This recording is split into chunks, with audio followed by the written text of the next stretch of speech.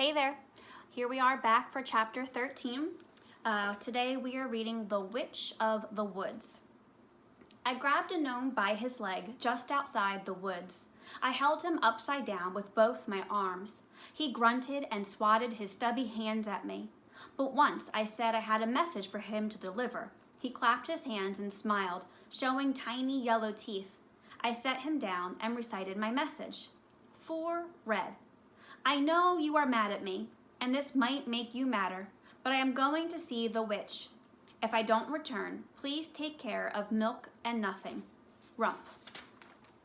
Now repeat and be quiet. Only Red should hear this. The gnome repeated the message in a croaky little voice and then sped off to deliver it, chanting, "Message for Red! Message for Red!" over and over. I stood on the edge of the woods. They were so dark you could hardly tell it was daytime, and spring's warmth seemed far away. There was a clean blanket of snow on the ground, and it was unnaturally quiet. It could have looked peaceful, but it felt eerie. My heart was pounding so hard I could feel it in my throat and ears. I looked for the path that Red had shown me before, when we went to get the honey. Something about that path made me feel a little safer. But I didn't see any sign of it. Perhaps it was hidden beneath the snow. Perhaps the witch didn't want to be found.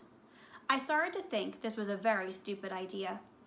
Just as I was about to turn back, a twig snapped and Red appeared. Her cheeks and nose rosy with cold, and her breath raspy from running. "What do you mean you're going to see the witch?" Red asked. "I have to," I said. "Rump, witches don't help with things like this. It's not that they can't, they don't like to. And even if they do, sometimes they cause more trouble." "Opal is in trouble because of me." My chin began to tremble. "Opal got taken away because her father is a greedy pig." "No," I said, "because I spun all that gold, and then I traded it with the miller, even though you told me not to. And then I tried to hide the gold, but I dropped it right in front of the king." I held my breath to keep the tears from spilling over. Red was stunned into silence. She probably thought I was a bigger numbskull than ever. I thought she might hit me over the head again, or punch me in the nose. Instead, she grabbed me by the arm and pulled me into the woods. "What are you doing?" I asked. "I'm taking you to the Witch of the Woods." "You are? You know where she lives? How?" "Just stay on the path." "But there isn't any." I trailed off as I looked down to see the path beneath my feet again, stretching out into the woods. Now I was certain this was a path that only revealed itself for Red.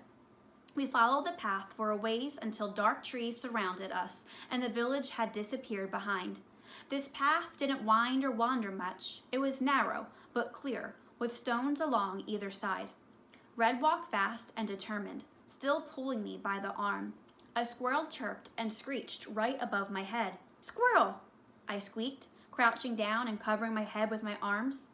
Fitzgerald, a boy younger than me, but much bigger, once said that he was challenged to run into the woods and he got attacked by mad squirrels.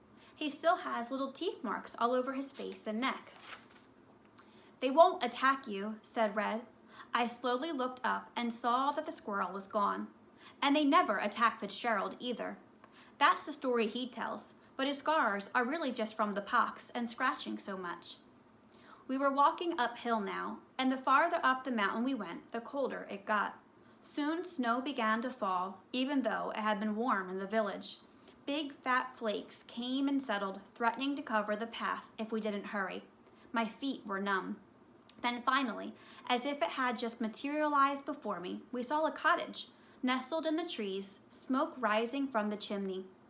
I stood frozen for a minute, and I almost ran back just as fast as I had come. But the door unlatched and someone came out, hobbling, bent over a stick. I stared, my mouth hung open. "Red, child, is that you?" said the old woman. "Hello, Granny," said Red. "Rump wanted to see you." My mouth ran dry. Red's granny? The Witch of the Woods? Red's granny was the Witch of the Woods? My tongue got all wrapped around my teeth. Your granny? Your granny's the what? "She's not actually a witch," Red said defensively. "She's perceptive." The witch laughed. "Yes, very. she said with a wink. You have very good senses, Granny, ears and eyes and nose and all, as part of your destiny. Oh, and what a treat to feast my eyes upon. Well, come in, my boy. I've been waiting for you. I am sorry about your gran. Red's granny didn't look how I always imagined a witch would look. She was old, of course, but she didn't have warts or green teeth, and her smile was sincere and inviting. Maybe witches were supposed to be inviting, so they could lure you in and chop you to bits and put you in a stew. Come on, I've got stew brewing in the fire. I stepped back again. Stew? What kind of stew? She's not going to eat you, Rump. Red shoved me forward, then I smelled the stew. My mouth watered. It smelled so delicious. I walked in the door. At first I saw what I would expect to be in a witch's lair. There were bottles everywhere, tiny vials to giant jugs. It was too dim to see inside of them, but I imagined they contained eyeballs, blood, snakes, or roaches. Little fingers, maybe. A hen clucked and rattled its cage in a corner. Herbs and plants and flowers hung from the ceiling. They looked very fresh, and I wondered how she managed to grow things in the frozen ground, not to mention in a haunted wood. By the fireplace, there were a giant pot.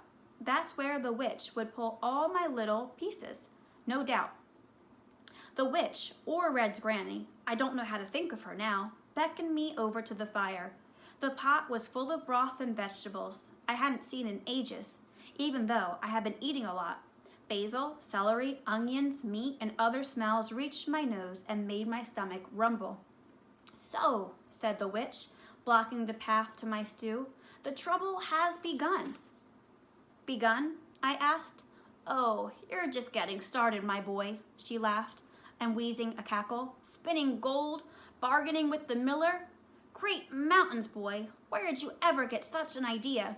What would your mother say? Oh, how things have come full circle. She laughed some more. It's not funny, I said.